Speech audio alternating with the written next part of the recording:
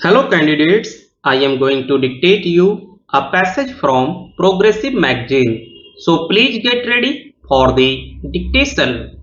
The dictation will start after 15 seconds.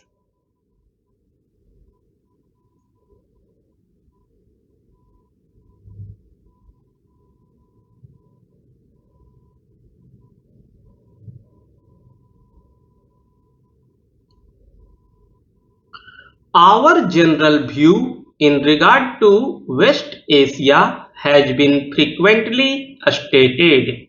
Our approach is not inimical to any country there.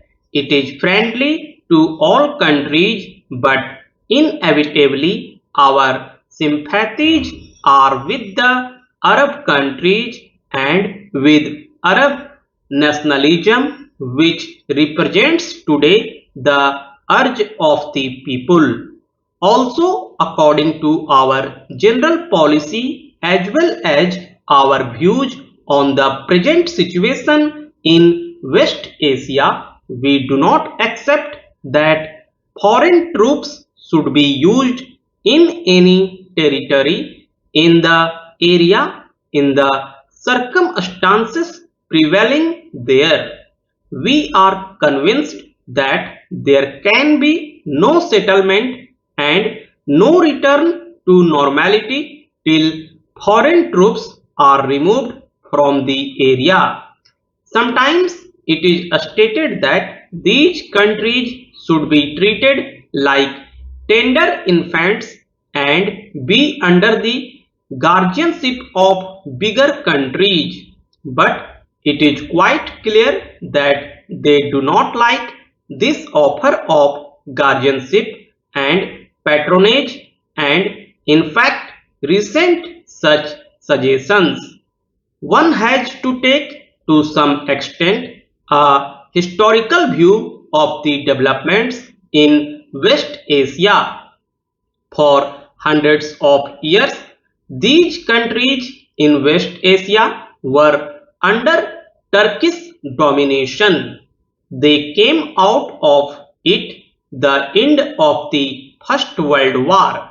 The Western powers decided what they liked about these countries without really caring much for the wishes of the people.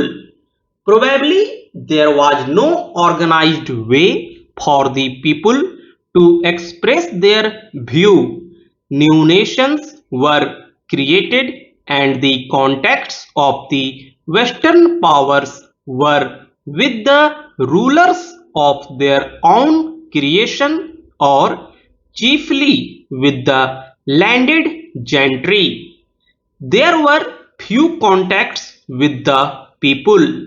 The whole period between the two world wars was one when Arab nationalism was trying to push out this foreign domination and was gradually making some progress in that direction. Then came the war and the post-war period when much has happened in the various countries of Middle East. The major fact in West Asia is the growth of Arab nationalism in a very powerful resurgent way.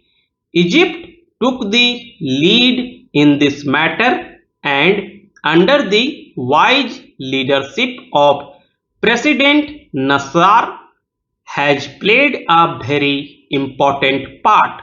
Nasser in fact became the most prominent symbol of Arab nationalism.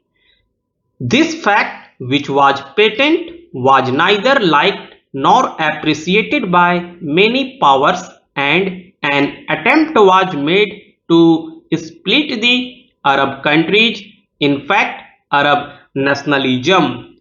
This should not be allowed to happen in the interest of global peace. The House may remember the talk about building up the northern tier defense and about the Baghdad Pact. The motives were supposed to be to protect these countries from attack of invasion from the Soviet Union and to give them security and peace. As a matter of fact, the result was quite the contrary. The troubles of these countries only increased because of such an approach. The Arab countries, at any rate, the governments were divided, some in the Baghdad Pact and some outside it. While the government carried on a cold war against each other, the people almost in every Arab country were powerfully affected by this side of Arab nationalism. Thus, in the countries associated with the Baghdad Pact, there was a gap between the government and the people, the looking more and more towards Arab nationalism and the government looking in another direction and rather ranged against the spirit of Arab nationalism. I believe it surprised even the people in Iraq and Egypt. The surprise was not essentially that it took place, but the speed with which it took place and the complete success which attended it. It showed how utterly divorced from public opinion the government of Iraq was. When the change came, it brought tremendous relief all over Iraq, and the people flocked to the side of the new government. So, this attempt at not recognizing the spirit of Arab nationalism, even trying to come in its way and obstructing it, really achieved the opposite effect. It encouraged nationalism, as such an approach will inevitably do. This has resulted in the Arab nations coming nearer to one another and will no doubt bring about a great deal of cooperation between them. It was said that some kind of an Arab empire was being built up, which was dangerous. I do not know about the future, but I see no empire, much less an Arab empire. The theory of the vacuum is sometimes advanced as if the removal of the influence of some great powers must necessarily be filled in by some other powers. It is an extraordinary appraisal of the situation which does not recognize the effect of Arab nationalism, which has become such a dominant force. We are convinced that any of the problems of West Asia must be based on the recognition of the dominant urge and force of Arab nationalism. Any settlement must have the goodwill cooperation of the Arab nations. The need of the European countries for oil is patent, but there should be no difficulty in arriving at a friendly arrangement which ensures the supply of oil.